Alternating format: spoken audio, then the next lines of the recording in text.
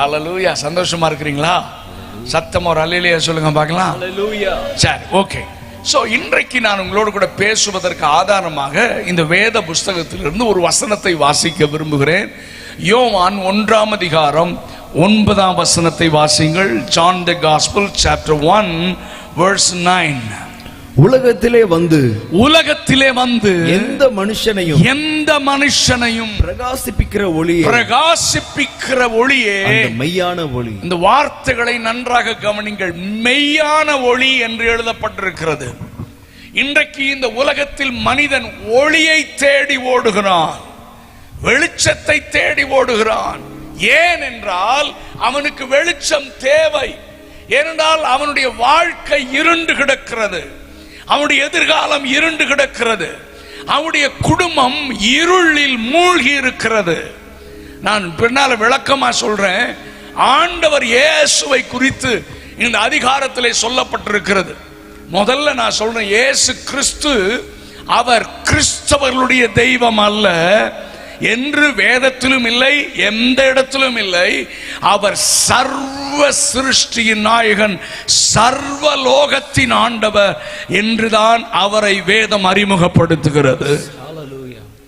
இயேசு கிறிஸ்து கிறிஸ்தவர்களுடைய தெய்வம் என்பது தவறு. இந்த உலகத்தில் இருக்கிற அத்தனை மனிதனுக்கும் சொந்தமான ஒரே தெய்வம் ஆண்டவராகிய இயேசு கிறிஸ்து. ஹல்லேலூயா. சோ இயேசு கிறிஸ்து ஏன் இந்த உலகத்தில் பிறந்தார்? ஏன் நீங்க கையில வச்சிருக்கிற இந்த பைபிள் என்ன? நீங்க எழுதினதானே, கிறிஸ்தவங்க எழுதின கதை தானே. இப்படி எல்லாம் நிறைய பேர் புரியாமல் பேசுவார்கள். நான் சொல்லுகிறேன், இயேசு கிறிஸ்து வானத்தையும் பூமியும் அண்ட சராசரங்களையும் படைத்த தேவன். இந்த வேத புஸ்தகம் ஏதோ இருட்டறையில உட்கார்ந்து மயக்கத்திலே யாரோ ஒருவன் எழுதின கதைகள் அல்ல, புனை சுருட்டப்பட்டவைகள் அல்ல. இது சரித்திர புஸ்தகம். ஹல்லேலூயா. இது நான் திரும்ப சொல்றேன், இது கிறிஸ்தவர்களுடைய வேதம் அல்ல. ஆமென். நான் புரியும்படியா சொல்றேன்னா, நம்ம எல்லாரும் கையில மொபைல் போன் வச்சிருக்கிறீங்களா இல்லையா? என்னங்க, சாப்பாடு இல்லைனாலும் பரவாயில்ல, என்ன இருக்கு? ஆமா, மொபைல். முதல்ல சாப்பிடலைன்னா தான் செத்து போவான். இப்போ மொபைல் இல்லைனாலே செத்து போயிடுவான் போல. பாஸ்டர் தாமஸ் ராஜன் சென்னையில் ஒருத்தங்க இருந்தாங்க, தேவனிடத்தில் போயிட்டாங்க. அவங்க ஒரு முறை சொன்னாங்க, எங்க சர்ச்சில் வந்து நிறைய பைபிள் இருக்குன்னாங்க. நிறையா சொல்லுங்க, எப்படி எப்படி பைபிள் வந்துச்சு? நல்ல பழசு.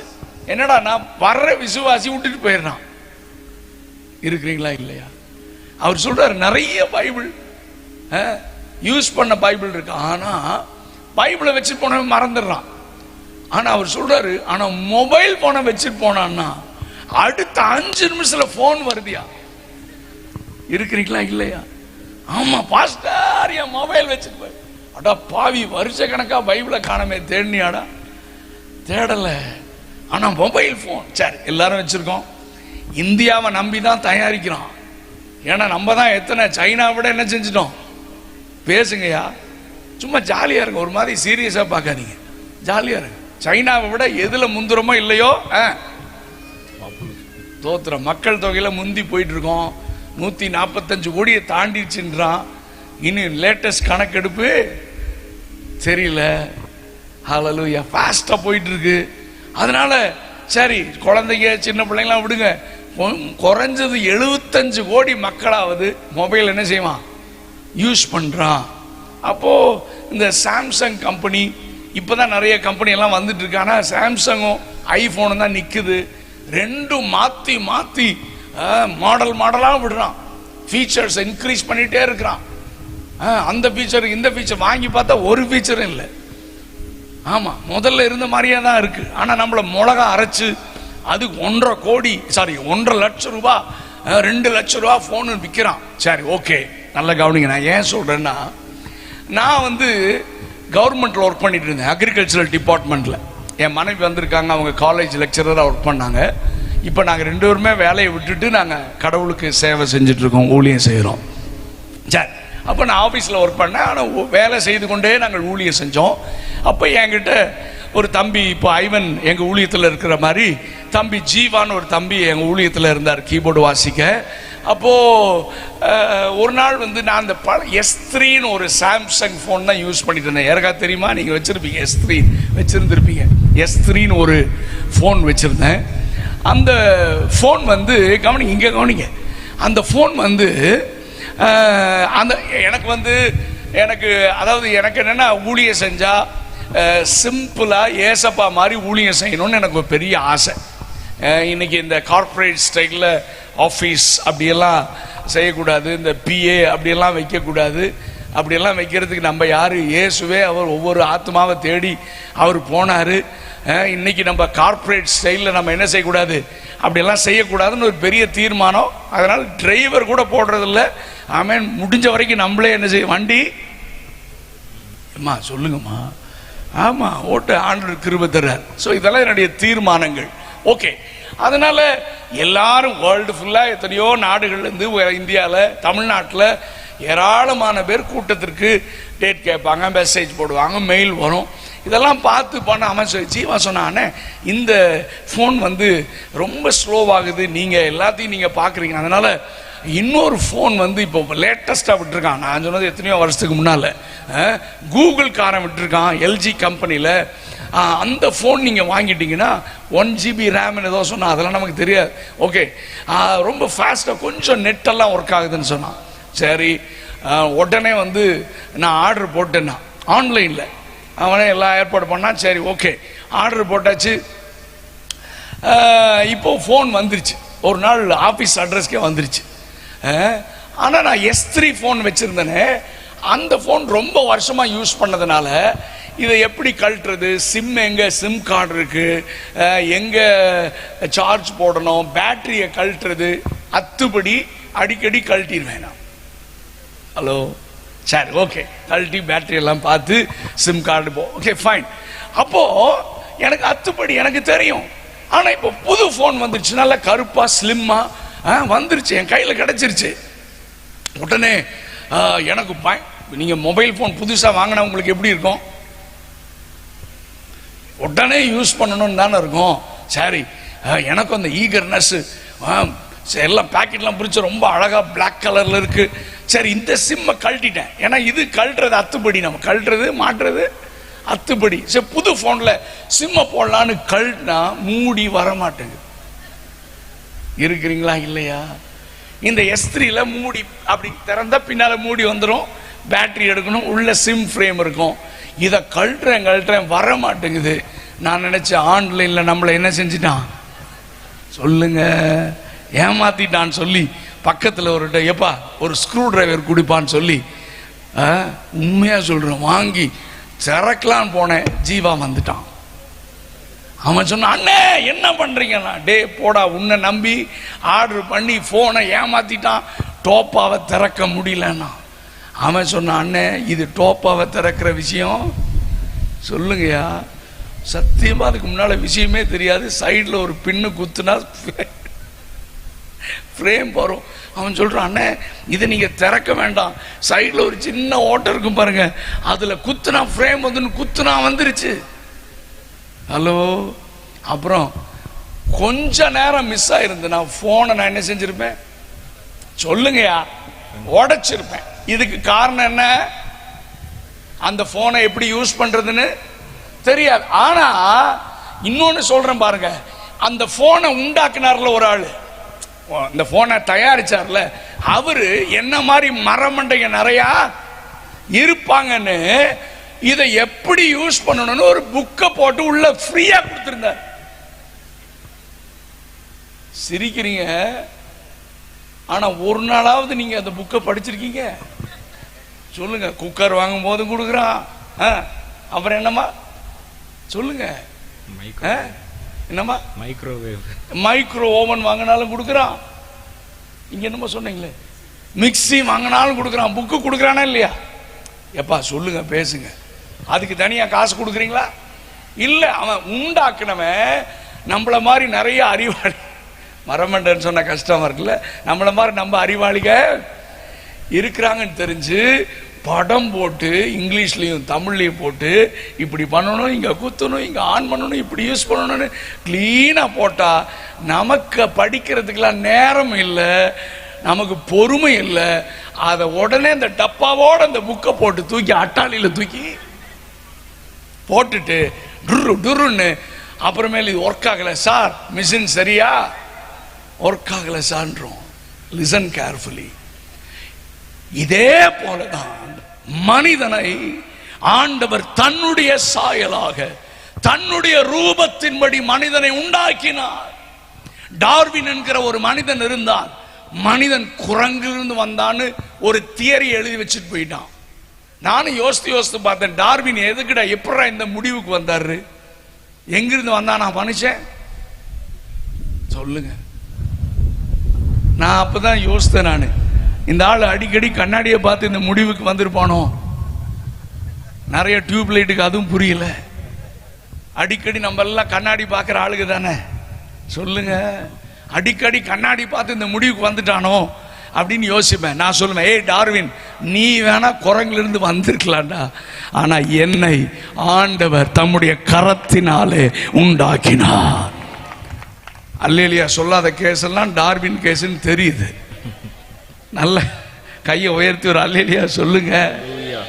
ஹல்லேலூயா. ஏன்னா பைபிள்ல 139வது சங்கீதத்தில் ஒரு தாவீது சொல்றான், நான் விசித்திர வினோதமாக உருவாக்கப்பட்டேன், என் தாயின் கற்பத்திலே நான் உருவாக்கப்படும் போது என் எலும்புகள் எல்லாம் உருவாக்கப்பட்ட நாட்கள் உம்முடைய புஸ்தகத்தில் every bone was created by God.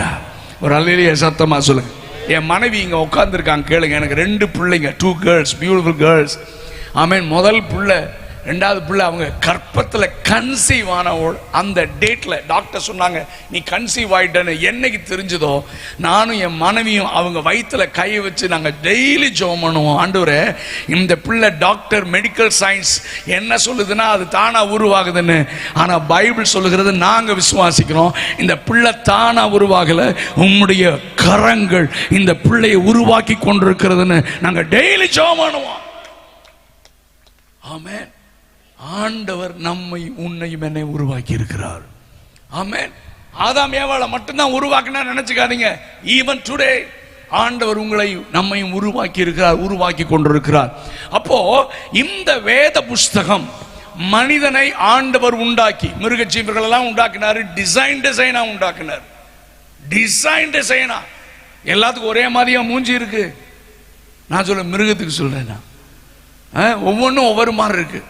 இது சிரிக்குதா முறைக்குதானே தெரிய மாட்டேங்குது. நம்ம தெருவில் இருக்கிற நாய் ஒவ்வொரு டிசைன். யானைக்கு மட்டும் முன்னால தொங்க போட்டுட்டாரு, வாழை சின்னதா வச்சுட்டாரு, ஓகே. ஆனா மனிதனை உண்டாக்கும் போது யானைய மாதிரி, எருமை மாதிரி, மாட்டை மாதிரி உண்டாக்காம கடவுள் எப்படி இருக்கிறாரோ அதான் பைபிள் சொல், தன்னுடைய சாயலாக தன்னுடைய ரூபத்தின்படி மனிதனை ஆண்டவர் உண்டாக்கினார். ஒரு அல்லேலூயா சத்தமா சொல்ல.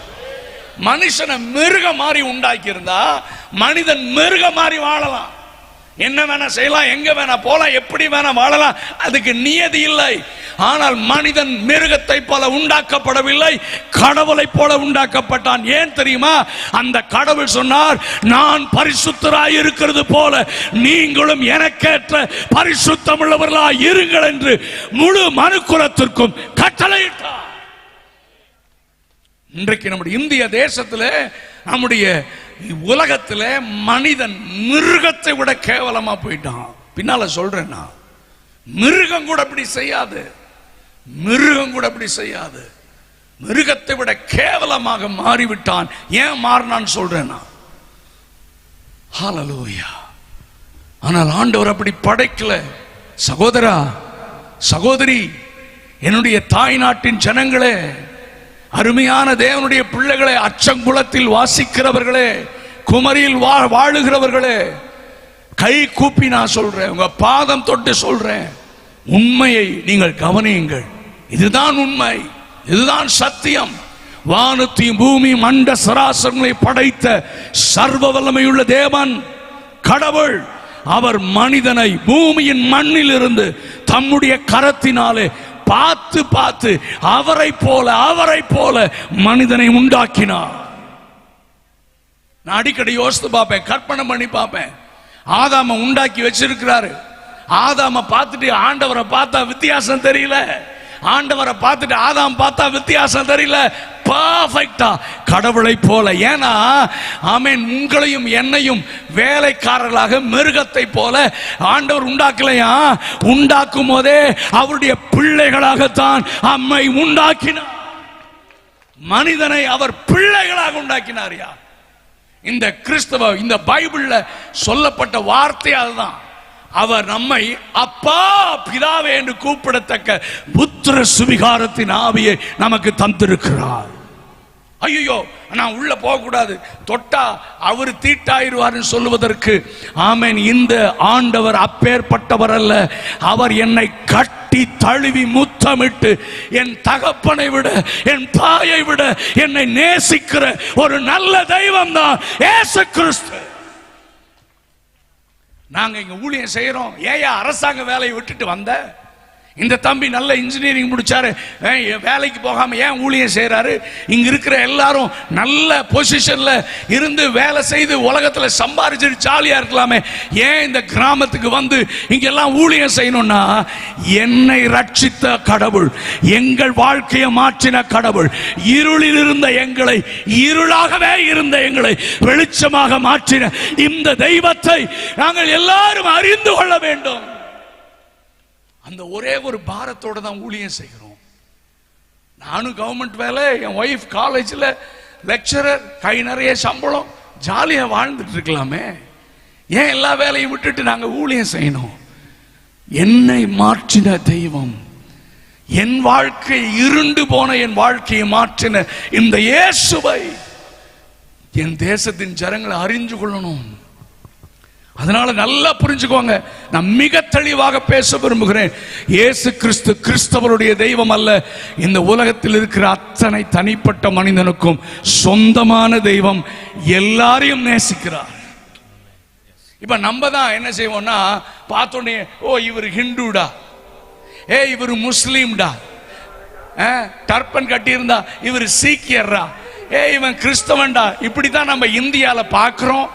இதை வச்சுதான் பிரிச்சு இந்தியால எங்கேயோ போயிட்டு இருக்கு. ஆனா நான் உங்களுக்கு ஒண்ணு சொல்றேன், தேவன் ஆண்டவர் இயேசு கிறிஸ்து கடவுள், அவர் மனிதனை பார்க்கும்போது இப்படி பார்க்கிறது இல்லை, இப்படி பார்க்கிறது இல்லை. கிறிஸ்தவங்க நல்லா புரிஞ்சுக்கோங்க, நீங்களும் நானும் அப்படி பார்க்க கூடாது. நாமும் அப்படித்தானே இருந்தோம், நாமும் அந்தகாரத்தில் தானே இருந்தோம், நம்முடைய கண்ணு குருடத்தானே இருந்துச்சு. ஆனா என் கண்ணை கர்த்தர் திறந்து இன்றைக்கு அந்தகாரத்தில் இருந்து ஆச்சரியமான ஒளி நடத்திற்கு என்னை வரவழைத்தவர். ஹல்லேலூயா. உங்களுக்காக எனக்காக மட்டும்தான் ரத்தம் சிந்தினாரா? 145 இல்ல, இன்னும் எத்தனை கோடி ஜனங்கள் பிறந்தாலும் அவர்களுக்கும் சேர்த்து தன்னுடைய முழு ரத்தத்தையும் கல்வாரி சிலுவையிலே சிந்தினார். ஏன் தெரியுமா? மனிதனை அவர் தன்னுடைய பிள்ளையாகத்தான் இன்றும் பார்க்கிறார். அப்பாவை விட்டுட்டு ஓடி போன பிள்ளை திரும்ப என்கிட்ட வந்துடாதான்னு அப்பா துடிச்சு காத்துட்டு இருக்கிற மாதிரி தான் இந்த உலகத்தில் இருக்கிற ஜனங்கள் இயேசுதான் உண்மையான தெய்வம் என்று அறியாமல் இருக்கிற ஜனங்கள் என்றாவது ஒரு நாள் அவருடைய கண்கள் திறக்கப்பட்டு எங்க அப்பாவை கண்டுபிடிச்சு என்கிட்ட வந்துட மாட்டாங்களான்னு அவர் காத்து கொண்டிருக்கிறார். ஹல்லேலூயா, ஹல்லேலூயா. நான் சொல்ற, தன்னிடத்தில் வருகிற ஒருவரையும் அவர் புறம்பே தள்ளாதவர். ஆமென். அப்ப இயேசு கிறிஸ்து கிறிஸ்தவங்க கடவுள்னு சொன்னா அது தவறு. அவர் எல்லா மனிதருக்கும் சொந்தமானவர். நான் கையில வைத்திருக்கிற இந்த வேதம் கிறிஸ்தவ வேதம் அல்ல. எப்படி உண்டாக்கினவர் எப்படி பயன்படுத்த வேண்டும் என்று எழுதி மேனுவல் கொடுத்ததோ இது காட்ஸ் மேனுவல். இந்த ஆண்டவர் மனிதனுக்கு எழுதி கொடுத்த இதை மட்டும் இதை ஃபாலோ பண்ணா மனுஷன் கெட மாட்டான். நம்முடைய கலாச்சாரம் எல்லாம் சரியாயிரும். ஒரு அல்லேலூயா சத்தமா சொல்ல. நான் உலகத்தில் அநேக நாடுகளுக்கு போய் ஊழியம் செய்கிறேன். நாளைக்கு கூட இங்கிருந்து முடிச்சுட்டு நேரா போறேன், வெளியே போறேன். நல்ல கவனிங்க. ஆமென். எந்த நாட்டிலும் இல்லாத ஒரு பியூட்டிஃபுல் கலாச்சாரம் நம்முடைய இந்தியாவில் இருக்கிறது, இருந்தது. நான் இந்திய கலாச்சாரத்தையும் வேதத்தையும் பார்த்தா ஒத்து இருக்கிறது. ஒருவனுக்கு ஒருத்தி. நம்ம பக்கத்தில் ஸ்ரீலங்கா கூட அவங்க வேற கல்ச்சர் ஒரு மாதிரியா இருக்கும். ஆனா நம்முடைய கம்யூனிட்டிக்கு, சமுதாயத்துக்கு பயந்து, பெற்றோர்களுக்கு பயந்து ஒரு கட்டுக்கோப்பாக ஈவன் டுடே கூட்டு குடும்பம் எல்லாம் நம்ம இருக்கிற கல்ச்சர் பியூட்டிஃபுல் கல்ச்சர். ஆமென். ஆனா இன்றைக்கு ஆமென் இந்த வெஸ்டர்ன் மோகம் ஆமென் மற்ற அந்த தேசங்களிலிருந்து யூடியூப் மூலமா, சோசியல் மீடியா மூலமா இன்னைக்கு பிள்ளைகளை கூட கலாச்சாரம் பாதித்ததுனால இன்றைக்கு மனிதன் மிருகமாக மாறிவிட்டான். ஒரு வயசு பிள்ளைய விட மாட்டேன்றானே இல்ல. என்னால ஐ குடன்ட் இமேஜின், என்னால கற்பனை பண்ண முடியல. கிழவனா இருக்கான், ஒரு குழந்தை, ஒரு வயசு பிள்ளைய கெடுத்துட்டான், பேப்பர்ல வருது. என்னால இமேஜின் பண்ண முடியல. ஏன் மாறினா? பாவம், இந்த இருள். நான் சொன்னேன், அதைத்தான் இந்த வசனத்தை நாங்க வாசித்தோம். ஆமென். எந்த மனுஷனையும் பிரகாசிக்கிற மெய்யான ஒளியே இயேசு கிறிஸ்து. ஒரு அல்லேலூயா சத்தமா சொல்லுங்க. இப்ப நீங்க கேட்கலாம், ஐயா எந்த மனுஷனையும் பிரகாசிக்க செய்கிற ஒளி அப்படின்னா அப்ப இருள் என்ன? What is darkness? இருள்னா என்ன? நல்ல கவனிங்க, விசுவாசிகளும் கவனிங்க. இருளுக்கு ஒரு விளக்கம் சொல்லணும்னா ஒரே ஒரு விளக்கம் தான், அதுக்கு வேற எந்த எக்ஸ்பிளனேஷன் கிடையாது. The absence of light is darkness. Finished. இருளுக்கு என்ன விளக்கம்? வெளிச்சம் இல்லைங்க, அதனால சத்தமா சொல்லுங்க இருட்டு, அவ்வளவுதான். வெளிச்சம். அதனால ஏன் இந்த லைட் எல்லாம் போட்டிருக்காங்க? இருட்டா இருந்துச்சியா, வெளிச்சம் போட்டாச்சியா, நம்ம எல்லாம் உட்கார்ந்து அழகா தேவனை ஆராதிக்கிறோம், இந்த கூட்டத்தை நடத்துறோம் ஐயா. அப்போ டார்க்னஸ் என்ன? இருள்னா என்ன? The absence of light is darkness. அப்ப இருள் அப்படின்னா இன்னும் புரிஞ்சுக்கிற மாதிரி சொல்லுங்களேன். நான் சொல்றேனே, நல்ல கவனிங்க. சின்ன வயசுல இப்பெல்லாம் நம்ம வீட்டில் ஒவ்வொருத்தரும் ஒவ்வொரு நேரத்தில் சாப்பிடுவோம், என்னங்க? ஆமா. ஆனா முதல்ல எல்லாம் அப்பா அம்மா பிள்ளைங்க எல்லாம் கீழே தரையில் உட்காந்து நடுவில் சாப்பாடுலாம் வச்சு என்னன்னு அப்படி உட்காந்து சாப்பிடுவோம். அப்படிலாம் சாப்பிடும்போது கூட்டால உட்காந்து திடீர்னு கரண்ட் போயிரும் பாருங்க. என்ன செய்யும் சொல்லுங்க? கரண்ட் போனோடனே என்ன சொல்லுவாங்க? சொல்லுங்க பாப்போம். ஒரு சிலர் சொல்லுவாங்க, டே சாப்பிடாதுடா, பேய் கூட சேர்ந்து என்ன செய்யும் அப்படின்வாங்கல்ல. ஆமா, அது ஓகே விடுங்க. ஆனா அப்பா அம்மா சத்தம் போடுவாங்க, டேய் யாரு எந்திரிச்சிராத. எப்படி சொல்லுங்கயா? எழும்பாதுல யார்? ஏன்னா இவன் எழும்புனா அடுத்த காலை சோத்து டப்பால தான் வைப்பான், பிளேட்ல தான் வைப்பான். ஏன்? இருள் ஒரு மனிதனுடைய கண்ணை குருடாக்குது. அவன் எங்க போறான், என்ன பண்றான்னே தெரியல, என்ன பண்றான்னு தெரியல. இன்றைக்கு பாருங்களேன், கஷ்டப்பட்டு நம்ம இந்திய மக்களை மாதிரி ஹார்ட் ஒர்க்கிங் பீப்புள் கிடையாது. தமிழ்நாட்டுக்காரன் சோம்பேறி ஆயிட்டான், அதனால வட இந்தியால இருந்து நிறைய பேர் வந்துட்டாங்க. ஆனா நம்ம ரியல் இன்னைக்கு அது சாஃப்ட்வேரா இருக்கலாம், hardware, what ever maybe the field, இன்னைக்கு இந்தியன்ஸ் தான் ஆல் ஓவர் தி வேர்ல்ட் எல்லா ஃபீல்டையும் ஆக்குபை பண்ணியிருக்கான். எல்லாரும் ஹார்ட் ஒர்க் பண்ணுவான், கடினம் உழைப்பு. நம்ம கூலி தொழிலாளர்கள் எல்லாம் பாருங்களேன், கடினமா உழைப்பாங்க. அதுவும் இந்த மாவட்டத்துல எல்லாம் தெரியும். மீனவர்கள் ஒரு பக்கம், இந்த நாகர்கோவில் இந்த சைடு ரப்பர் எடுக்கிறவங்க ஒரு பக்கம், வீடு வேலை, வாட்டவர், நிறைய காரியங்கள், கடின உழைப்பு. ஆனா சாயங்காலம் ஆனா எங்க போறான் சொல்லுங்க? நேரா டாஸ்மாக் போறான்.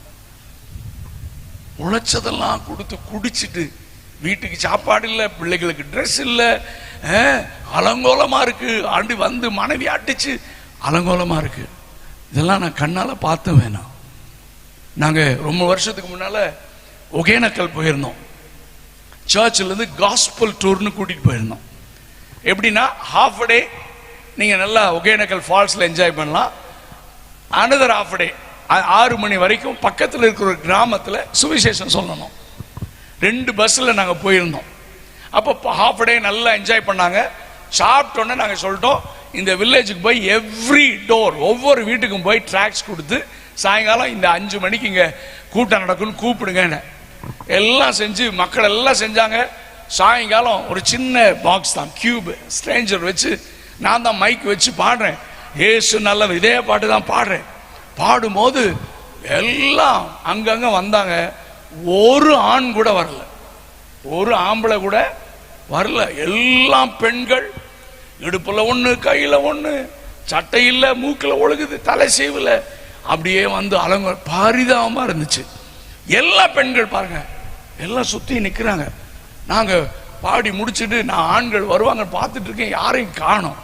சரி டைம் ஆயிட்டு இருக்குன்னு பிரசங்கம் பண்ண ஆரம்பிச்சுட்டேன். நான் பிரசங்கம் பண்ண பாதி பிரசங்கத்துல அவன் வர்றான், சுத்தியும் ரவுண்டு கட்டி வர்றான். ஒருத்தன் கூட தனியா வரல, ரெண்டு பேரா வர்றான். ஏங்க இது கூட புரியலையா? தமிழ்நாட்டில் இருந்துட்டு ஒருத்தன் கூட தனியா ரெண்டு பேரா வர்றான், ஆடிட்டே நிக்கிறான். ஆனா அது என்னமோ தெரியல, யாரும் ஒன்றும் பேசல. பிரசங்கம் எல்லாம் முடிஞ்சு எல்லாம் நிறைய பேர் ஒப்பு கொடுத்தான், குடிகாரன் நிறைய பேர் ஒப்பு கொடுத்தான். எனக்கு ஒரு பெரிய கேள்வி, அவங்களெல்லாம் நான் தலை மேல கை வச்சு ஜெபம் பண்ணேன் பாரத்தோட. நான் கேட்டேன் என்ன விஷயம், ஏன்? அவங்க சொல்றாங்க இந்த கிராமத்தில் அத்தனை ஆண்களும் குடிகாரர்கள். நான் சொன்னேன் என்ன வேலை செய்யறாங்க? இந்த ஒகேனக்கல் ஃபால்ஸ்ல போய் காலையிலிருந்து பரிசல்ல போய் மீனை பிடிக்கிறது, வர்ற டூரிஸ்டுக்கு மீனை செஞ்சு கொடுக்கறது, வர்ற டூரிஸ்டுக்கு மசாஜ் பண்றது, இன்னும் நிறைய ஹார்ட் ஒர்க் பண்றாங்க, காசு சம்பாதிக்கிறாங்க. சாயங்காலமான நேர சாராயத்தை வாங்கி குடிச்சிட்டு வர்றான். வீட்டில் சாப்பாடு இல்லை, பிள்ளைங்க இருக்கு, அடி பயங்கர. இதுதான் எங்க கிராமத்தின் நிலைமை. நாங்க பாருங்க. ஆனா ஆண்டவருக்கு மகிமை உண்டாக சொல்றேன், அந்த நாள் கூட்டத்துல கொஞ்ச நேரத்துல வந்த அநேக ஆண்களை கர்த்தர் தொட்டார், அன்றைக்கு ரட்சித்தார். குடியில இருக்கிறான் அவன், குடிக்காரன் அழுத நமக்கு நம்ப முடியாது, ஆனா கர்த்தர் அவங்களை தொட்டார். ஆமே, நான் உங்களுக்காக ஜெபம் பண்ணப்போ அந்த ஒரே ஒரு நாள் கூட்டத்துல அங்க ஒரு சபையை ஆரம்பிக்க கர்த்தர் அனுக்கிரகம் செய்தார். கரங்களை உயர்த்தி ஒரு அல்லேலூயா சத்தமா சொல்லுங்க. ஃபுல் காஸ்பல் சர்ச் இன்னைக்கு அங்க இருக்கிறது. ஆமே, நான் என்ன சொல்றேன்னா, இன்னொரு மூலம் மதுரையில் பாஸ்டர் ஜோசப் பாலச்சந்திரன் ஒருத்தங்க இருக்காங்க. எவ்ரி இயர் அந்த சிலுவை தியான கூட்டங்கள்னு மதுரையில் முக்கியமான வீதிகளில் மெயின் ரோடா இருக்கும், கட் ரோட்ல ஸ்டேஜை போட்டு அங்க நாங்கள் கூட்டங்களை நடத்துவாங்க. அதுல அநேக சுவிசேஷ கூட்டங்களில் நான் பிரசங்கம் பண்ணி இருக்கிறேன். மெயின் ரோடா இருக்கும் அந்த இடத்துல, அந்த கட் ரோட்ல ஒரு நாள் நல்ல 3 நாள் கூட்டம். முதல் நாள் நான் பேசுறேன், 2வது நாள் பேசி இறங்குறேன். ஒரு எல்லாம் 8 வயசு 9 வயசு 10 வயசு 11 வயசு பிள்ளைங்க ஒரு 15 பேர் விளையாண்டுட்டு இருந்தாங்க. வந்து அங்கிள் எனக்காக ஜெபம் பண்ணுங்கன்னாங்க. சரி பிள்ளைங்க ஏதோ விளையாட்டுக்கு சும்மா ஜெபம் பண்றாங்கன்னு நான் சும்மா கேட்டேன், என்ன எதுக்கு ஜெபம் பண்ணணுமா அப்படின்னு கேட்டா, அந்த பிள்ளைங்க ஒவ்வொன்றும் கிட்டத்தட்ட அதுல 90% பிள்ளைங்க, எங்க அப்பா குடிக்கிறாரு, எங்க அப்பா குடிச்சிட்டு வந்து என் அம்மாவை அடிக்கிறாரு, எங்களுக்கு படிக்க முடியல, மாய்காடியா இறுதியம் நொறுங்குச்சியா, இதுதான்யா இந்த உலகம். நான் என்ன சொல்றேன்னா, இந்த குடிப்பழக்கம், நான் உதாரணத்துக்கு சொல்றேன், இந்த கற்பழிக்கிற காரியங்கள், கொலை செய்கிற காரியங்கள், பாவம்னு ஆண்டவர் பெரிய பட்டியலே போட்டிருக்காரு. இதெல்லாம் செய்ய வைக்கிறது தான் இந்த இருளின் அதிபதி. அதைத்தான் பிசாசுன்னு சொல்றோம், அதைத்தான் இருள்னு சொல்றோம். கொலை பண்ணிடுறான், ஜெயிலுக்கு போனா ஐயோ அழுகுறான், ஏன் கொலை செஞ்சேன்னு தெரியல, அந்த ஃபிராக்ஷன் ஆஃப் செகண்ட் நான் என்ன பண்ணேன்னு எனக்கு தெரியல. மனைவியை கொலை பண்றான், பிள்ளைகளை கொலை பண்றான், பிள்ளை அப்பாவை கொலை பண்றான், அம்மாவை கொலை பண்றான், சகோதரன். மை குட்னஸ், உங்களுக்கு நல்லா தெரியும் நம்முடைய தேசத்துல, தேசம் இல்ல உலகத்துல நடக்கிறது. ஏன் அந்த நேரத்தில் என்ன பண்ணான்னு தெரியாது, அவன் பிளைண்ட், அவனுடைய வாழ்க்கையை அழிஞ்சு போயிருச்சு, ஜெயிலுக்கு போயிட்டான். இன்னைக்கு இந்த தேசம் அப்படித்தான் இருக்கிறது. நல்ல கவனிங்க, இருள் இருள். கொஞ்ச நாளைக்கு முன்னால் அரசாங்கம் அறிவொளி இயக்கம் நடத்தினாங்க. என்னது சொல்லுங்க? அறிவு ஒளி. நல்ல பியூட்டிஃபுல் பேர், அறிவு ஒளி. அப்படின்னா என்ன சொல்றாங்க? படிப்பறிவு, கல்வி அறிவு இல்லாதவர்கள் இருளில் இருக்கிறார்கள், அவர்களுக்கு இந்த அறிவாகிய ஒளியை நாங்க கொண்டு போறோம். அப்போ படிப்பறிவு, கல்வி அறிவு இல்லாதவர்கள் இருளில் இருக்கிறார்கள். நம்ம சொல்ல அது அரசாங்கம் சொல்லுது. அதே போல உண்மை தெய்வம் யார், என் பாவத்தை மன்னிக்க கூடியவர் யார், நான் சொர்க்கம் போவதற்கு என்ன வழி, இதெல்லாம் ஒண்ணுமே தெரியாம பிறந்தோம் வாழ்ந்தோம் அனுபவிடா சாகர வரைக்கும் தானே, செத்த பிறகும் மறு வாழ்வு இருக்கு, இந்த ஆத்துமாவுக்கு அழிவில்லை, நித்திய பரலோகம், நித்திய சொர்க்கம், நித்திய நரகம் என்று இருக்கிறது. இதெல்லாம் தெரியாம ஏதோ செத்து போலாம், வாழலாம், ஜாலியா இருக்கலாம் சொல்ல அறியாம இருக்கிறதே, உண்மை தெய்வத்தை அறியாமல் இருக்கிறார்களே, இது இருள். இருள். ஹல்லேலூயா. உண்மை தெய்வத்தை அறியாதது இருள். இன்னைக்கு நிறைய பேர் இன்னைக்கும் பலி செலுத்துறாங்க, நரபலி செலுத்துறாங்க. வட இந்தியால தன்னுடைய சரீரத்திலிருந்து ரத்தம் வர வைக்கிறாங்க. 500 கிலோமீட்டர் 1000 கிலோமீட்டர் நடக்கிறாங்க. காலெல்லாம் வீங்கி ரத்தம் வருது. அவங்களோட நான் பேசி இருக்கிறேன். ஏன்னா நாங்க நைட்லாம் டிராவல் பண்ணிட்டு இருப்போம். அவங்க சொல்லுவாங்க, ஐயா பாவ விமோச்சனம், ஐயா ஐயா நீ அடிக்கப்பட வேணாம்ப்பா, நீ ரத்தம் சிந்த வேணாம்ப்பா. ஆமீன். உனக்காக ஒருவர் ரத்தம் சிந்தி இருக்கிறார். அவர் தான் ஆண்டவராகிய இயேசு கிறிஸ்து. இதை இந்த தேசம் அறிந்து கொள்ளணும். பாவ மன்னிப்பு இலவசம். ஆமென். எப்பேற்பட்ட பாவியா இருந்தாலும் இயேசு கிறிஸ்துவின் ரத்தம் சகல பாவங்களையும் நீக்கி உன்னை சுத்திகரிக்கும். காசு கொடுக்க வேண்டாம், நீ எங்கேயும் போக வேண்டாம். நீ இருக்கிற இடத்துல உன்னை தேடி வருகிற நல்ல தேவன் நாம் ஆராதிக்கிற இயேசு கிறிஸ்து. ஹல்லேலூயா. நல்ல கவனிங்க. அப்போ இருள்னா, இன்னும் சொல்றேன், இருள்னா என்னன்னா கடன் பிரச்சனை. ஒரு இருள், கடன் பிரச்சனை. கடன் பிரச்சனை. என்னுடைய பிள்ளைங்க வந்திருக்காங்க. இந்த வருஷத்துல ஒரு 6 months இருக்கும்ல இந்த குடும்பம் சூசைட் பண்ணது. 6 months 4 months 3 months. கவனிங்க. என் பெரிய மக, அவளோட படிக்கிற பிள்ளை 8th standard, இப்பதான் அவன் 9th 8th standard. 2 பிள்ளைங்க பேரண்ட்ஸ். அவங்க அக்கா, அந்த பிள்ளையோட அக்கா கனடால படிச்சிட்டு இருக்கா. இவரு நல்ல பிசினஸ், ஆனா இதோ லாஸ் ஆயிருச்சு. என்ன செஞ்சாங்க தெரியுமா? கனடால இருந்து அந்த பிள்ளைய ஹாலிடேக்கு வந்தோடனே ஒரு நாள் எல்லாருக்கும் விஷம் கொடுத்து 4 பேர் செத்துட்டாங்க. ஏன்? இருள். நாங்க கோயம்புத்தூர்ல இருக்கிறோம், பக்கத்துல திருப்பூர் தொழில் நகரம். திடீர் தொழிலதிபர்கள் தற்கொலை, குடும்பத்துடன் தற்கொலை. ஏன்? கடன் பிரச்சனை. நான் இருள்னா என்னன்னு சொல்ல வரேன்னா, இதுக்கெல்லாம் பின்னால பிசாசு இருக்கிறான், ஜனங்களுக்கு தெரியல. ஆனா ஆண்டவர் இயேசு சொன்னார், அதைத்தான் அந்த வசனம் வாசித்தோம். இந்த உலகத்தில் வந்து அது எந்த மனுஷனாயிருந்தாலும் அவனை இருளை விட்டு வெளிச்சத்திற்கு கொண்டு வர, எந்த மனுஷனையும் பிரகாசிக்க வைக்கிற ஒரு மெய்யான ஒளியை நான் பிரசங்கம் பண்ணி கொண்டிருக்கிறேன். ஐயா, எங்களுக்கு அந்த அப்செட், வேதனை. என் மக, அவ கிளாஸ்ல இருக்க எல்லாருக்கும் காஸ்பல் சொல்லுவா. அவன் சொன்னா, ஐயோ ஷேர் பண்ணி நான் சொல்லிக்கலாமே. ஹல்லேலூயா. நிறைய பிள்ளைங்க ரீசன்ட்ல கூட அவன் நிறைய பிள்ளைங்களுக்கு ஷேர் பண்ணுவா. ஒரு பிள்ளை வந்து சொல்றானா, எனக்குள்ள சத்தம் கேட்குது, நீ ஒத்துல தகுதி இல்லை, செத்துருன்னு. 8th படிக்கிறேன், 9th படிக்கிறேன். என் மகளை கேளுங்க. அவன் நினைச்சிட்டா கடவுள் தான் பேசுறான்னு நினைச்சிட்டான். அப்பதான் இவன் சொல்லியிருக்கா, கடவுள் இல்ல பிசாசு. அவனைத்தான் பைபிள் திருடன்றது. திருடன் திருடவும் அழிக்கவும் கொல்லவும் வருகிறான். ஆனால் இயேசு கிறிஸ்து கடவுள் உனக்கு ஜீவன் உண்டாக, உனக்கு விடுதலை தர, இருளிலிருந்து உன்னை வெளிச்சத்திற்கு கொண்டு வர, உன் பிரச்சனைகளிலிருந்து விடுதலை தரதான் கடவுள் இயேசு இந்த உலகத்தில் வந்தார். உடனே அவ அக்செப்ட் பண்ணிட்டா. இந்த மாதிரி எத்தனை சாட்சி சொல்ல முடியும்? ஐயா, உங்களை சுத்தி எத்தனை பேர் இப்படி இருள்ல இருக்கிறாங்க தெரியுமா? இருள்ல இருக்காங்க தெரியுமா? ஆமென். என்ன வெளிச்சு நம்ம கிறிஸ்தவங்க, நாளைக்கு நான் சர்வீஸ்ல பேசுறேன், என்ன விடுதலை ஆக்கினா நான் பரலோகம் போயிருவேன்னு சுயநலமா வாழ்கிற கிறிஸ்தவம் இருக்கிற வரைக்கும் இந்தியா எப்படி இயேசுவை அறிந்து கொள்ளும்? நல்ல கவனிங்க. நாளைக்கு உங்க நண்பர்கள் அழைச்சுவாங்க, என்ன பிசாசு இப்படியா இருந்தாலும். ஆமென். இயேசு இந்த கிரவுண்ட்ல அவங்களை விடுதலை ஆக்குவார், வியாதியிலிருந்து விடுதலை தருவார். ஆனா எல்லாத்துக்கும் மேல அற்புத பெருவிழால பெரிய அற்புதம் என்ன தெரியுமா? ஒரு பாவி மனம் திரும்புறது தான் பெரிய அற்புதம். கரங்களை உயர்த்தி ஒரு அல்லேலூயா சொல்லுங்க.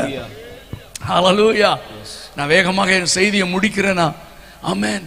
சோ எந்த மனுஷனையும் கடன் பிரச்சனை, உண்மையான கடவுள் யாருன்னு தெரியாது. ரெண்டாவது, எப்ப பார்த்தாலும் பிரிவினைகள், சண்டைகள், இதெல்லாம் இருளின் அதிகாரம் தான். பகை, விரோதங்கள், நான் அடிக்கிட்டே போலாம். வியாதி ஒரு இருள். வியாதி ஏன் வருது? பாவம், பாவத்தின் நிமித்தம் சாபம், சாபத்தின் நிமித்தம் வியாதிகள். அதாவது மழை பெஞ்சா ஜலதோஷம், அதை சொல்லல, தலைமுறை சாபங்கள், தலைமுறை வியாதிகள். இங்க போனா அங்க போ, அங்க போனா அங்க போ, அங்க போனா அங்க போ, அவ்வளவுதான். கை விரிச்சாச்சு, லட்சக்கணக்கில் செலவழிச்சாச்சு, முடியாது. டாக்டர் சொல்லிடுவாங்க. ஆமென். ஆனால் ஆண்டவர் சொல்றார், நானே உன் பரிகாரியாக தெய்வம். இயேசு கிறிஸ்து ஒருவனை விடுதலையாக்கினா அவன் மரண கட்டிலிருந்து கூட விடுதலையாக்குவார். ஒரு முறை இயேசு சீசர்களோட போகிறாரு. முன்னால நாயின் ஊர்னு ஒரு ஊர்ல இருந்து ஒரு விதவை, ஒரே மகன், அவன் அந்த பெண்ணுடைய நம்பிக்கையே அந்த மகன் இறந்துட்டான். அடக்கம் பண்றதுக்கு கொண்டு வர்றாங்க. இயேசு அந்த மகளுடைய அந்த விதவையுடைய கண்ணீர் கதறுதலை பார்த்து அந்த பாடையை தொட்டு வாலிபனை எழுந்திருந்தார், எந்திரிச்சிட்டான். 4 நாட்களான லாசரு செத்து போய் சகோதரி கூட சொன்னா, இந்த கல்லறையை திறக்காதீங்க ரொம்ப நாருன்னு சொல்லி. ஆனால் கல்லை எடுத்தோன்ன லாசரு வெளியே வாடானா 4 நாளைக்கு அப்புறம் எந்திரிச்சு வந்தான். அவரால் செய்யக்கூடாத அதிசயமான காரியம் ஒன்றுமில்லை. அதே தேவன் நேற்றும் இன்றும் என்றும் மாறாதவர், இன்றைக்கும் அற்புதங்களை செய்கிறவர். ஹல்லேலூயா. நான் திரும்ப திரும்ப சொல்றேன், ஊழியர்கள் விசுவாசிகளுக்கு சொல்றேன், இந்த நாட்கள் கர்த்தர் தம்முடைய பிள்ளைகளை அதிகாரப்படுத்தி, ஆவிக்குரிய அதிகாரத்தை நீங்கள் பயன்படுத்தி இந்த ஜனங்களை, தேசத்தை விடுதலையாக்க வேண்டிய நாட்கள் இது. கரங்களை அல்லேலூயா சத்தமா சொல்லுங்க பாக்க. ஹல்லேலூயா. வெளிப்படையான அற்புதங்களை கர்த்தர் செய்வார், அதிசயங்களை கர்த்தர் செய்வார். சோ இப்படி நான் சொல்லிட்டே போலாம். ஆனா இந்த இருளை துரத்தணும்னா என்ன செய்யணும்னா, வெளிச்சத்தை உள்ள கொண்டு வரணும்.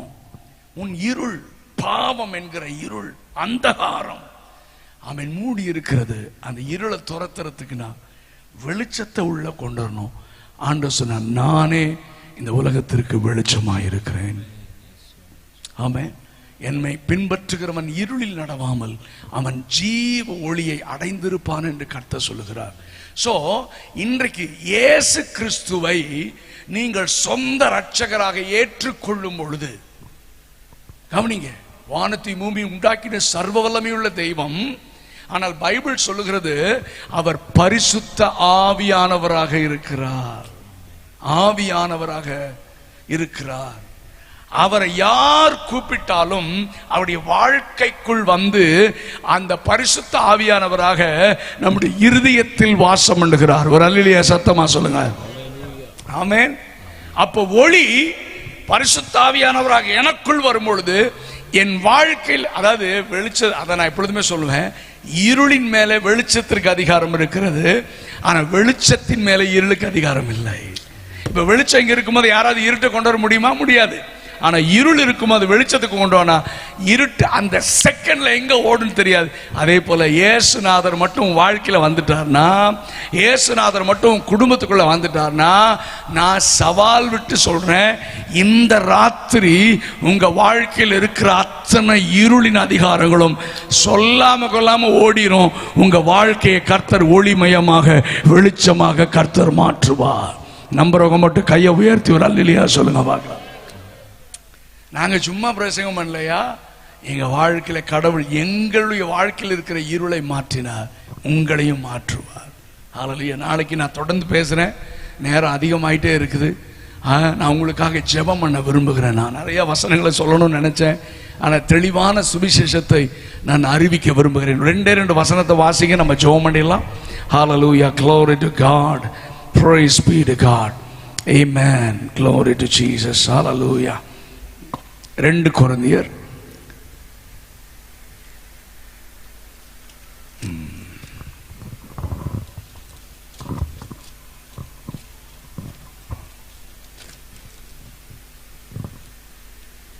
வாசிங்க. 4வது அதிகாரம் 3வது வசனத்திலிருந்து வாசிங்க. எங்கள் சுவிசேஷம் மறைபொருளாய் இருந்தார் கெட்டு போகிறவருக்கே அது மறைபொருளாய் இருக்கும்.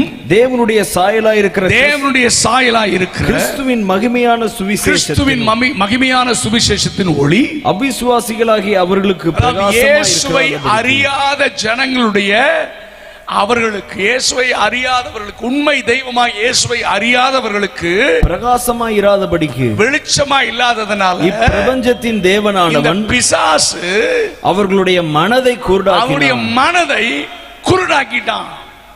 உண்மை தெய்வம் யாருன்னு பார்க்க முடியாதபடி அவருடைய மனக்கண்கள் குருடாக்கப்பட்டிருக்கிறது. ஆனால் அடுத்த வசனம் என்னது? நாங்கள் எங்களையே பிரசங்கியாமல் கிறிஸ்து இயேசுவை கர்த்தர் என்றும் எங்களையோ இயேசுவின் நிமித்தம் உங்கள் ஊழியக்காரர் என்றும் பிரசங்கிக்கிறோம். ஆமென், ஹல்லேலூயா. பிரசங்கிக்கிறோம். தொடர்ந்து வாசித்தீங்கன்னா ஆமென். கர்த்தர் நம்மை அவருடைய பிள்ளையாக மாற்றி அவரை அப்பா பிதாவே என்று கூப்பிடத்தக்க நம்மை பண்ணிட்டாரு. அந்த காலத்திலிருந்து நம்மை ஆச்சரியமான ஒளிநடத்திற்கு நம்மை வரவழைத்தார். இந்த உலகத்தில் இருக்கிற எனக்கு பெரிய கேள்வி, சந்திரனுக்கு அனுப்புறான், இன்னும் சூரியனுக்கு போலான்னு வெயிட் பண்ணிட்டு இருக்கிறான். அதில் நடக்காத விஷயம் தெரியும். செவ்வாய் கிரகத்தில் சைட்டை போட்டு ரியல் எஸ்டேட் பண்ணலான்னு பார்க்குறான், என்னென்னமோ பண்ணுறான். ஆனால் உண்மை தெய்வம் யாருன்னு அவனுக்கு தெரில. ஏன்னா பைபிள் சொல்லுது, அவங்க மனக்கண்களிலே ஒரு திரை இருக்கிறது, மூடப்பட்டிருக்கிறது. நாமும் அப்படித்தான் இருந்தோம். ஆனால் கர்த்தர் நம்முடைய கண்களை திரையை விலக்கினதுனால இயேசுதான் உண்மையான தேவன் அறிஞ்சிட்டோம். அவரை கவனிங்க, இதை நான் சொல்லி முடிக்கிறேன். இயேசு இன்னைக்கு நிறைய இந்தியாவில் சொல்லுவாங்க கட்டாய மத மாற்றம் என்று சொல்லுகிறார்கள். முதல்ல நான் தெளிவுபடுத்த விரும்புகிறேன், கிறிஸ்தவம் ஒரு மதமே அல்ல, இது பரலோகத்திற்கு போவதற்கான ஒரே வழி. ஆமென். ரெண்டாவது, இயேசு கிறிஸ்துவே யாரையும் கட்டாயப்படுத்தவில்லை. இவர் யார் எப்படி தெரியுமா? ஆண்டவர் கதவை தட்டுவார். கதவை தட்டினோடனே நம்ம திறந்தா, நம்முடைய இருதயத்தை திறந்தா, வாழ்க்கையை திறந்தா டக்குன்னு உள்ள வரமாட்டாரு. என்ன செய்வாரு? அங்கேயே நிற்பாரு. எனக்கு நீங்க வேணும் வாங்கன்னு சொன்னதான் வருவாரு. He is very gentle God. இதை தெரியல நம்ம தேசத்திற்கு. இயேசு யாரையும் கட்டாயப்படுத்தல, யாரையும் ஃபோர்ஸ் பண்ண மாட்டாரு. அவரே கட்டாயப்படுத்தல, நாங்க எது கட்டாயப்படுத்தணும்? இல்லை. உங்க வாழ்க்கையில இருள் விலகணுமா? உங்க வாழ்க்கையில சமாதானம் வேணுமா? உங்க வாழ்க்கையில உங்க குடும்பத்துல இன்னையிலிருந்து அற்புதம் நடக்கணுமா? அது மட்டும் இல்ல, இன்னைக்கு நான் செத்தன்னா என்னுடைய மறு வாழ்க்கை இருக்கிறதே, என் ஆத்துமா கடவுளோடு வாழணும்னா நான் சொல்றேன், மேல வர்றான், ஃபர்ஸ்ட்ல வர்றான், எட்டி பார்த்து, ஏப்பா கொஞ்சம் பார்த்து வரக்கூடாதா? எப்படி கொஞ்சம் பார்த்து வரக்கூடாதா? கிணறு இருக்குன்னு தெரியாதா? இனிமேலாவது என்ன செய்ய? பார்த்து, அடா பாவி, மேலே வந்தாதான்டா பார்த்து வர்றது. ஏன்னா இது உபதேசம் பண்றது. எங்கேயாவது உட்காந்து என்ன செய்யறது? உபதேசம் பண்றது. அவன் இன்னும் மூழ்கிட்டு இருக்கான். மறுபடியும் சத்தம், அவன் போயிட்டான், மறுபடியும் சத்தம் போடுறான். இன்னொருத்தன் வந்தான், ஐயோ ஐயோ நீ சீக்கிரம் பரப்பற, அங்க கல் இருக்கு, பிடி, அந்த மரத்தை பிடி, அந்த செடியை பிடிங்கிறான். பிடிச்சதெல்லாம் கையோட வருது. அவன் சொல்றான், உனக்கு நம்பிக்கை இல்லைன்னு அவனும் போயிட்டான். இன்னும் கொஞ்ச நேரத்துல சாக போறான். இன்னொருத்தன் வந்தான், ஒண்ணுமே பேசல, நேர கிணத்துக்குள்ள குதிச்சான். அவனை பிடிச்சு தூக்கி அவனை காப்பாத்தினான். இந்த மாதிரி தாங்க எத்தனையோ மதங்கள், எத்தனையோ பெரிய பெரிய நான் தான் யோகி, கடவுள் நான் தானே சொல்லிட்டான். நிறைய பேர் எல்லாம் உபதேசம் பண்ணி எல்லாம் இங்க வான்னு காசை வசூல் பண்ணி பெரிய ஆள் ஆயிட்டான். ஆனா ஒரே ஒரு இயேசு கிறிஸ்து கடவுளாக இருந்த தெய்வம் மனிதனாக பிறந்தார். என்னென்ன பிறந்தார்ன்றதை விட அங்கிருந்து கிணத்துல விழுந்த மாதிரி அவர் இந்த பூமியில மனுஷனா விழுந்து பாவத்தில் அழிந்து கொண்ட மனு குலத்தை சிலுவையில தூக்கி எடுத்து, நான் அடிக்கப்படணும், நான் தப்பு பண்ண நான் தானே அடிக்கப்படணுங்க. ஆனா என் மேல வர தண்டனையை அவர் ஏற்றுக்கொண்டு அவர் எனக்காக ரத்தம் சிந்தினதுனால பாவியான நான் இன்னைக்கு கடவுளுடைய பிள்ளையாக மாறிவிட்டேன். எங்களை மாற்றின தெய்வம் இன்றைக்கு உங்களையும் மாற்றுவதற்கு உண்மையுள்ளவர். ஆமென். இந்த இருள் நம்ம வீட்டில் இருக்கக்கூடாது, நம்ம குடும்பத்தில் இருக்கக்கூடாது. எல்லாரும் கண்களை மூடினால் நான் உங்களுக்காக ஜெபிக்க விரும்புகிறேன். Come on everyone, close your eyes. எல்லாரும் கண்ணை மூடுங்க. ஒரே ஒரு நிமிஷம் நான் ஜெபம் பண்ணி அனுப்பிச்சேன்னா, ஹல்லேலூயா, க்ளோரி. எல்லாரும் கண்ணை மூடுங்க பார்க்கலாம். இந்த நேரத்தில் யாரும் எந்திரிக்க வேண்டாம்னு நினைக்கிறேன்னா கண்ணை மூடுங்க பார்க்கலாம். எல்லாரும் கண்ணை மூடிக்கோங்க. அதாவது ஆண்டவராக இயேசு கிறிஸ்துவை சொந்த இரட்சகராக ஏற்றுக்கொள்ளுதல், இது கிறிஸ்தவ குடும்பத்தில் இருந்தா கூட நிறைய பேருக்கு நடந்திருக்காது. ஆமென். இன்னைக்கு வந்திருக்கிற யாராவது, ஐயா நீங்க சொன்ன மாதிரி கடன் பிரச்சனை, எப்ப பார்த்தாலும் வியாதி, சம்பாதிக்கிற பணம் எங்க போகுதுன்னு தெரியல, எப்ப பார்த்தாலும் எங்க வீட்டில் சண்டை, எங்க பிள்ளைகளுடைய திருமண வாழ்க்கையில நிம்மதி இல்லை, என்னென்னமோ செஞ்சு பார்க்கிறேன் ஒன்றும் நடக்கல. நீங்க சொன்னீங்க இருள், தீய சக்திகள். இந்த உலகத்துல ரெண்டு சக்தி, ஒன்று தீய சக்தி, இன்னொன்று தெய்வீக சக்தி. தெய்வீக சக்தி இயேசு கிறிஸ்து ஒருவரே. அந்த வெளிச்சத்தை கொண்டு வரணும்யா. என் வீடு இருள் அடைஞ்சிருக்கியா, சமாதானம் இல்லை, நிம்மதி இல்லை. நீங்க சொன்ன மாதிரி என் கணவன் குடிப்பழக்கத்துக்கு அடிமையா இருக்கிறான். ஆனா இதுவரைக்கும் நான் இயேசுவை ஏற்றுக்கொள்ளல. ஆனா இன்னைக்கு இந்த வெளிச்சமாகிய இயேசு எனக்கு வேணும். என் வாழ்க்கை ஒளிமயமா மாறணும், என் குடும்பம் மாறணும். இந்த இயேசுவை நான் ஏற்றுக்கொள்றேன்னு சொல்றவங்க உங்க வலது கரத்தை உயர்த்தி நான் உங்களுக்காக விசேஷமா பிரார்த்தனை செய்ய போறேன். நல்ல கை உயர்த்தி எல்லாரும் கண்ண மூடி இருக்கும் போது கையை உயர்த்துறவங்க அப்படி எழுமி நில்லுங்க. நான் உங்களுக்காக ஜெபம் பண்ண விரும்புகிறேன். எழுமி நில்லுங்க, இந்த இருக்கிற இடத்துல எழுமி நில்லுங்க. ஹல்லேலூயா. இயேசு கிறிஸ்துவை சொந்த ரட்சகராக புதிதாக வந்தவர்கள், இதுவரைக்கும் நான் ஏற்றுக்கொள்ளலப்பா, ஆனா இந்த இயேசு எனக்கு வேணும், எனக்கு இந்த இயேசு வேணும். யா நீங்க சொன்ன மாதிரி என் பிள்ளைகளுடைய வாழ்க்கை இருள்ல இருக்கு, என் குடும்பம் இருளில் இருக்கு, சமாதானம் இல்லை, நிம்மதி இல்லை, எனக்கு இயேசு வேணும். யா ஒருவேளை இந்த கிராமத்தில் அச்சன் குளத்தில் இந்த சத்தத்தை கேட்கிற நீங்க வீட்டுல கூட இருக்கலாம். நீங்க இருக்கிற இடத்துல இயேசுவே எனக்கு நீங்க வேணும், கூப்பிடுங்க பார்க்கலாம். இயேசுவே சொல்லுங்க சத்தமா, இயேசுவே நீர் எனக்கு வேணும், உண்மை நான் ஏற்றுக்கொள்ளுகிறேன், என் உள்ளத்துல வாங்க, என் வாழ்க்கைக்குள்ள வாங்க, என் குடும்பத்துக்குள்ள வாங்க, நான் இருள்ல இருக்கிறேன், என்னை வெளிச்சமா மாற்றுங்க ஆண்டவரே. ஹல்லேலூயா. ஆண்டவரே அப்பா உம்மை ஏற்றுக்கொள்ள ஆண்டவரே எந்த கை உயர்த்தி எழும்பி நிற்கிற இந்த பிள்ளைகளுடைய வாழ்க்கையில ஒரு பெரிய மாற்றத்தை கட்டளையிடுவீராக. ஆண்டவரே உங்க குடும்பத்தில் இருக்கிற பிரச்சனைகள் என்னன்னு எங்களுக்கு தெரியாது, இந்த ராத்திரி அவங்க பிரச்சனை மாறட்டும்பா, வியாதிகள் விலகட்டும் ஆண்டவரே, கடன் பிரச்சனையிலிருந்து விடுதலை தாங்கப்பா, அவங்க குடும்பத்துல சமாதானத்தை தாங்கப்பா, கட்டுகள் இருந்து விடுதலை ஆக்குவீராக. கணவன் குடிப்பழக்கத்தில் அடிமையா இருக்கிறான்னு சொல்றவங்க அந்த குடிப்பழக்கத்தில் விடுதலை தாங்கப்பா, கெட்ட பழக்க வழக்கங்களில் சிக்கி இருக்கிற ஜனங்களை விடுதலை ஆக்குவீராக. உம்முடைய ஊழியக்காரனாக இந்த பிள்ளைகளை நான் ஆசீர்வதிக்கிறேன் அப்பா. உம்முடைய ஆசீர்வாதம் இவர்கள் மேலே, இவங்க குடும்பத்தின் மேலே தங்கி இருக்கட்டும், இயேசுவின் நாமத்தில் பிதாவே ஆமென். உட்காருங்க பார்க்கலாம், உட்காருங்க, ஒரே நிமிஷம் எல்லாரும் உட்காருங்க. ஆமென். நீங்க இன்னைக்கு ஒப்பு கொடுத்த எல்லாரும் ஆமென். நாளைக்கு இந்த சபையில் நடக்கிற ஆராதனைக்கு வாங்க, நாளைக்கு உங்களுக்காக நாங்கள் ஜெபம் பண்ணுவோம். அடுத்தது எல்லாரும் கண்ண மூடுங்க, எல்லாரும் கண்ண மூடி ஜெபம் பண்ணலாம். இன்னும் ஒரே ஒரு காரியத்திற்காக நான் ஜெபம் பண்ணி நான் முடிக்க விரும்புகிறேன். எல்லாரும் கண்ண மூடி.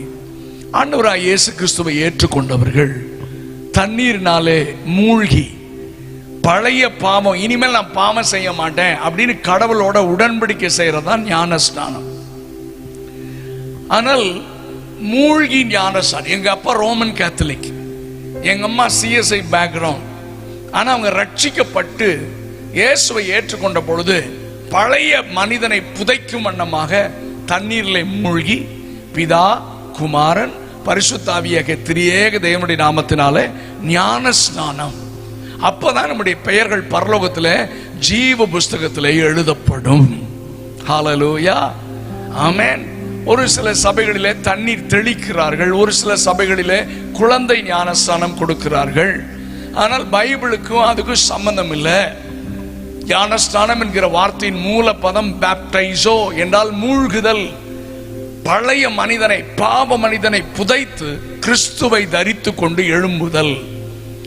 அப்படி நான் இன்னும் மூழ்கி ஞானஸ்தானம் எடுக்கல, ஆனா இன்றைக்கு இப்போ அந்த ஞானஸ்தான சத்தியத்துக்கு நான் ஒப்பு கொடுக்கிறேன்னு யாராவது இருந்தா அவங்க கையை உயர்த்துனீங்கன்னா உங்களுக்காக நான் விசேஷமா ஜெபம் பண்ண விரும்புகிறேன்.